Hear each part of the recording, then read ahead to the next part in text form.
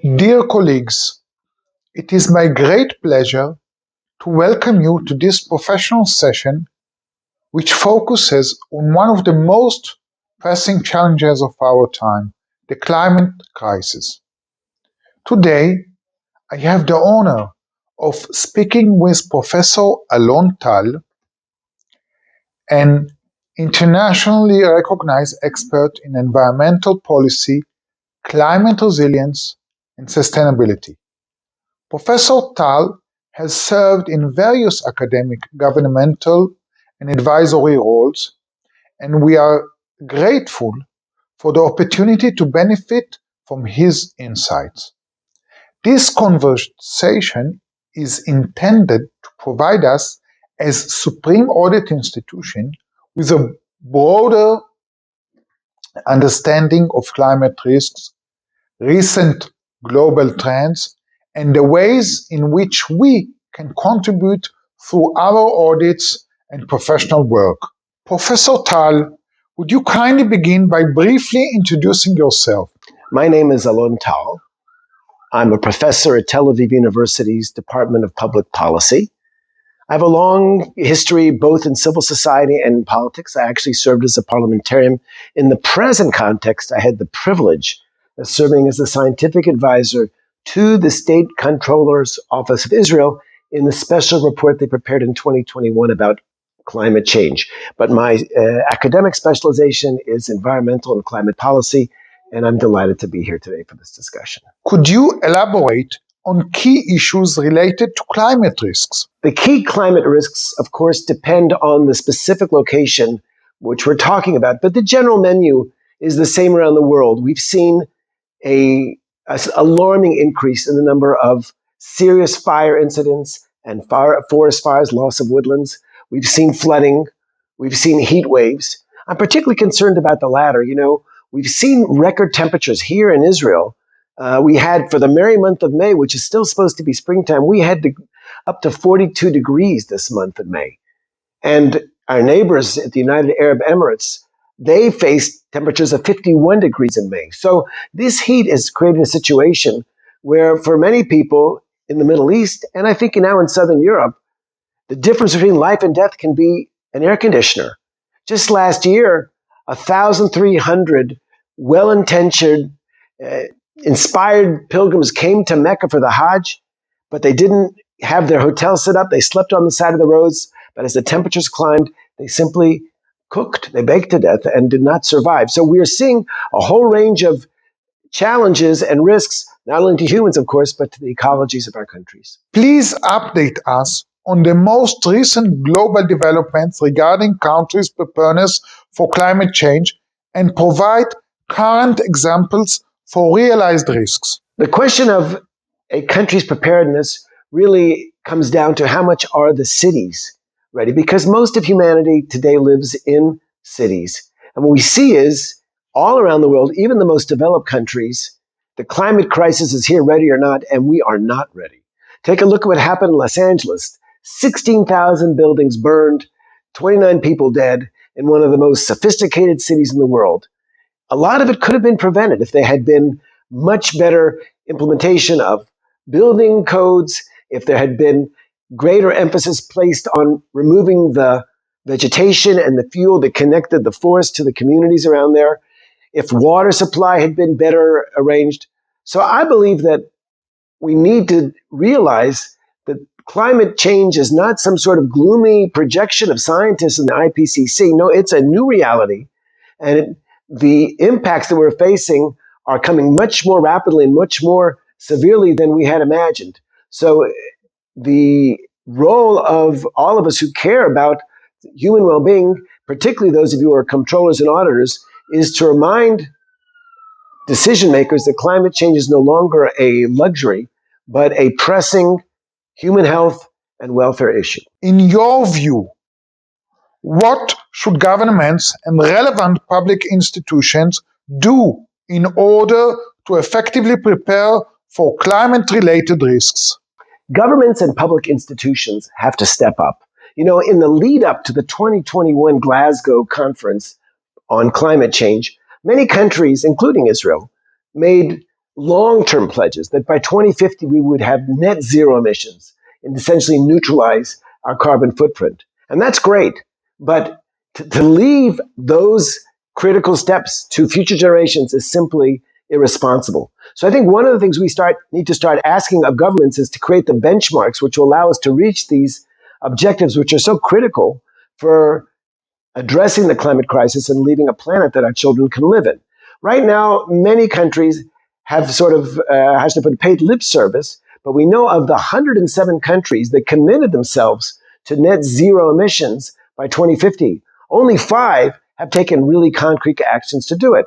And I would quote here your most recent audit from less than a year ago, where you had a second report on climate where you said that Israel really also has fallen way behind its own objectives. And I think that's what we need to do is insist that public decision makers not only make declarations, but take the concrete actions which are required to decarbonize our electricity grid, to move to an electric and non-emitting fleet of cars, to create a new kind of agriculture, which is methane-free, and all those steps which we know scientists have told us for years what we need to do, but somehow or other have not really gotten into the public policy agenda. So now we have to understand that climate change is far too serious a challenge to leave as a spectator sport. We need players, and governments need to be involved. What role should state audit institutions play in addressing the climate crisis? You know, state audit institutions have some unique advantages that other players in the climate field do not enjoy. The first of which is a strong scientific literacy and integrity in their staff. So the ability to bring people from different disciplines and to integrate them and synthesize them and bring on advisors allows them to provide reports that are in-depth and are science-based. The second role that I think that state audit institutions have to have is really to play up their political neutrality.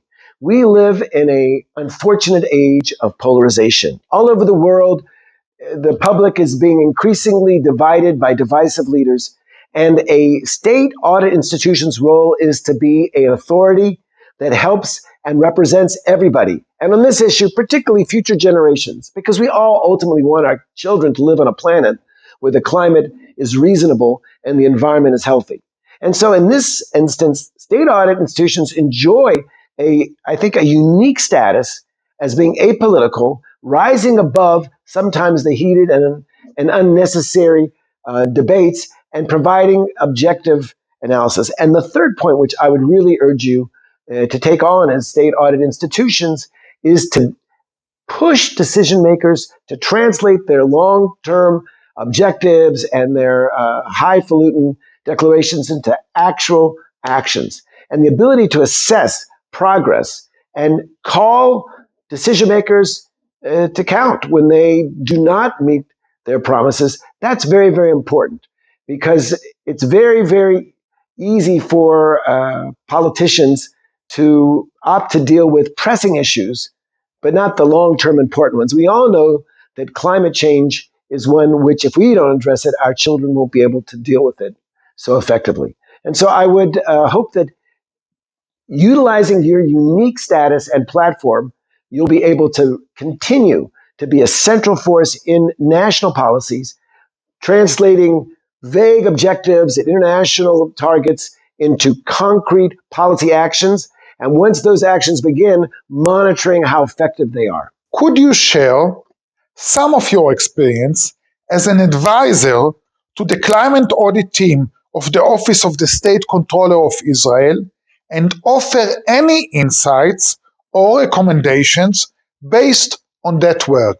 Like I said, as an Israeli academic, it was a privilege and an honor to work as a scientific advisor with the very talented staff that works here at the Israel State Controller's Office. It was also an eye-opening experience. One of the things that I found particularly valuable and unique here was the ability of the staff to integrate so much scientific information and pull examples from around the world. I think a comparative regulatory analysis is critical in these reports, which are prepared by state auditors, in order to establish legitimacy and show that what they're expecting governments to do are not wild and extremist, but really based on the successes and the effective policies. In most cases in climate policy, we know, and I think your report showed it, that the actions that we need to do are cost effective. The so-called no regrets perspective, which says these are things we should be doing anyway. We should be using solar and wind energy because it's less expensive and it's cleaner and better for public health. And electric cars last longer, they don't make noise. Food that has a low carbon footprint usually is healthier. So we have a lot of, speaking specifically of the meat industry. So there's a lot of things which science tells us, and the state comptroller has an ability to translate this into a language that decision makers and the public can understand. And being part of that effort was really something which was very, very valuable for me as a policy analyst to be part of that team. The other element I would want to emphasize about my own experience here was the profound impact which the Israeli climate analysis that you had in 2021 and the report that the state comptroller came up with had the impact on the political process in our parliament. Recently, there were debates over climate law, and I'm surely hopeful that one will finally pass the Israeli legislature. But the number of times that the state comptroller's report was referred to by people on all sides of the issue was critical. In other words, it provided an objective basis that we could all get our arms around, a neutral source of information to help us along. And there were very, very specific recommendations. That's my final, observation, that the ability really to drill down and offer concrete suggestions, things that need to be done, targets and goals. This assists legislators and parliamentarians, and I myself was chair of a subcommittee afterwards in our parliament, to go forward and really take your recommendations and translate them into the kind of statutory language that we need if we are going to make the progress that we must make all over the world in addressing our common climate crisis. Professor Tal, thank you very much for sharing your expertise and valuable perspectives with us. Your insights highlight the urgent need for proactive engagement for both governments and audit institutions and provide a strong foundation for further collaboration and action within the EUROSAI community. We look forward to continuing this important dialogue and to integrating these key messages into our ongoing work. Thank you again, and thank you all our colleagues for joining this session.